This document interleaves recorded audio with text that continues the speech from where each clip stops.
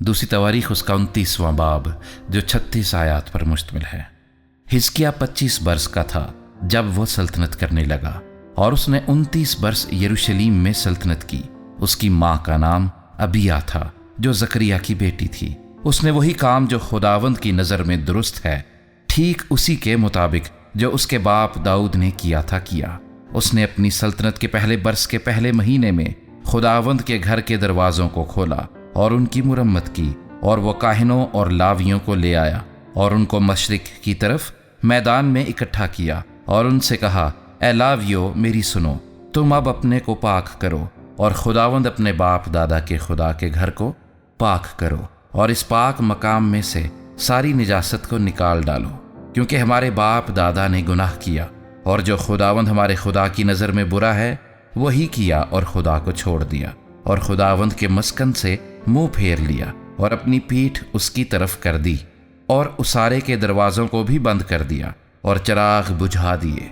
और इसराइल के खुदा के मकदस में ना तो बखूर जलाया और ना सोख्तनी कुर्बानियाँ चढ़ाईं। इस सबब से खुदावंद का कहर यहूदा और यरूशलेम पर नाजिल हुआ और उसने उनको ऐसा हवाले किया कि मारे मारे फिरें और हैरत और सुस्कार का बाइस हों, जैसा तुम अपनी आँखों से देखते हो। देखो, इसी सबब से हमारे बाप दादा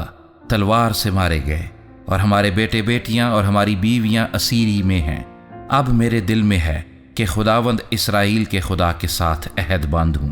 ताकि उसका कहरे शदीद हम पर से टल जाए। ऐ मेरे फर्जंदो, तुम अब गाफिल ना रहो, क्योंकि खुदावंद ने तुमको चुन लिया है कि उसके हुजूर खड़े हो और उसकी खिदमत करो और उसके खादिम बनो और बखूर जलाओ।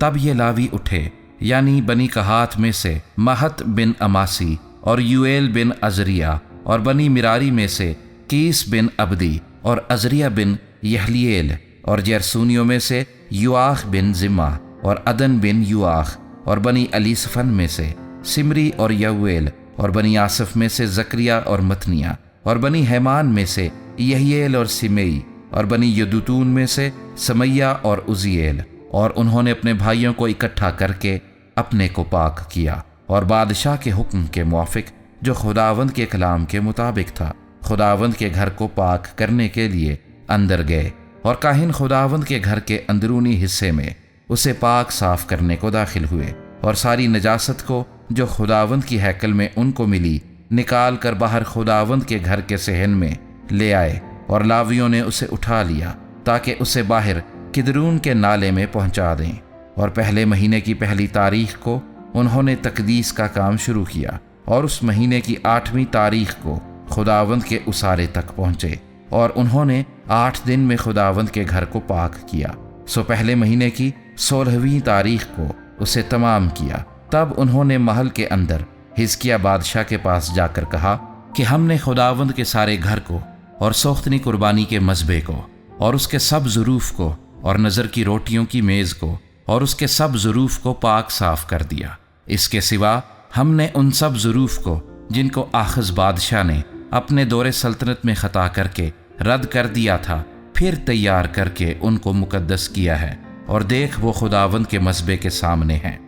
तब हिजकिय्याह बादशाह सवेरे उठकर और शहर के रईसों को फराहम करके खुदावंद के घर को गया, और वो 7 बैल और 7 मेंढे और 7 बर्रे और 7 बकरे मुमलिकत के लिए और मकदिस के लिए और यहूदा के लिए खता की कुर्बानी के वास्ते ले आए। और उसने काहिनों यानी बनी हारून को हुक्म किया कि उनको खुदावंद के मज़बे पर चढ़ाएं। सो उन्होंने बैलों को ज़बा किया और काहिनों ने खून को लेकर उसे मज़बे पर छिड़का। फिर उन्होंने मेंढों को ज़बा किया और खून को मज़बे पर छिड़का, और बर्रों को भी ज़बा किया और खून मज़बे पर छिड़का। और वह खता की कुर्बानी के बकरों को बादशाह और जमात के आगे नज़दीक ले आए, और उन्होंने अपने हाथ उन पर रखे। फिर काहिनों ने उनको ज़बा किया और उनके खून को मज़बे पर छिड़क कर खता की कुर्बानी की, ताकि सारे इसराइल के लिए कफ़ारा हो, क्योंकि बादशाह ने फरमाया था कि सोख्तनी कुर्बानी और खता की कुर्बानी सारे इसराइल के लिए चढ़ाई जाएं।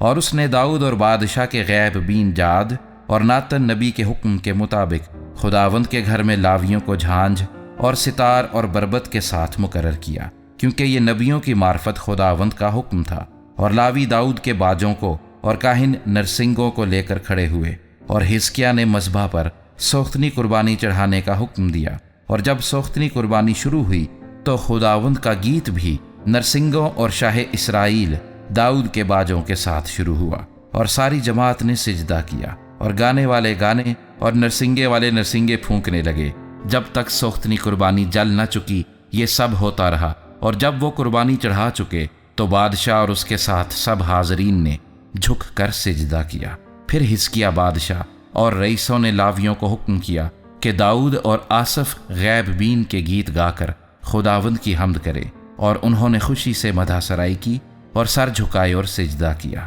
اور حزقیاہ کہنے لگا کہ اب تم نے اپنے آپ کو خداوند کے لیے پاک کر لیا ہے، سو نزدیک آؤ اور خداوند کے گھر میں ذبیحے اور شکر گزاری کی قربانیاں لاؤ۔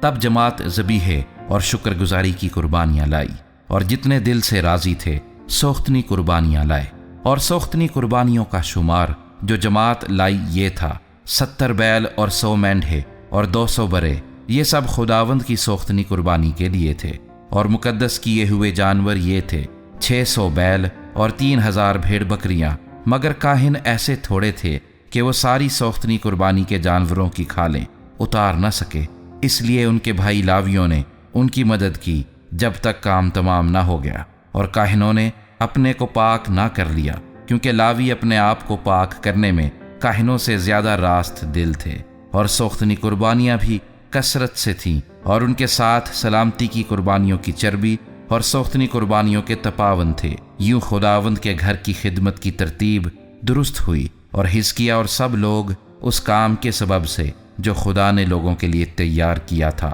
باغ باغ ہوئے، کیونکہ وہ کام یکبارگی کیا گیا تھا۔